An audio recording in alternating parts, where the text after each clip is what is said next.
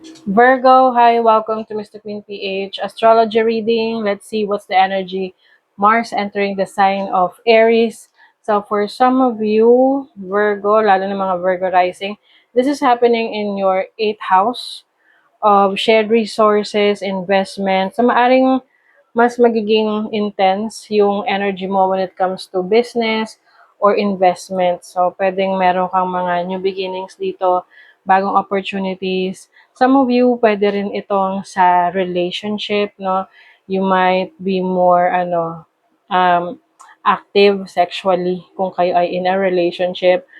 But be careful rin kasi pwedeng magkaroon ng challenges pagdating sa health, no, sa kalusugan, dahil na rin sa isang uh, sexual relationship with someone. So be very careful with that.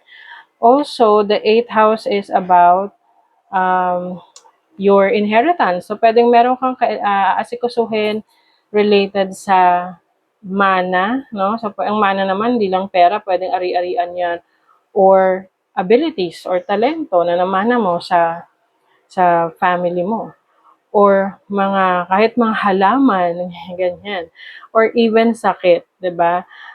Like for example, mga diabetes ganyan or anything na mga sakit na namamana sa parents. So you will also pay attention sa health mo ngayong panahon na to, April 10 to May 18. Uh, I think may mga health healthy habits ka na gagawin, no? Kumbaga, yung mga unhealthy habits mo ay titigilan mo na at magfo-focus ka na sa maayos na kalusugan. You have the King of Cups, the Seven of Wands. Kung yung iba sa inyo mahilig uminom or sa alcohol, ganon, iiwas kayo sa mga ganon. Lalo na kung meron ng kinalaman or naapektuhan na yung kalusugan nyo.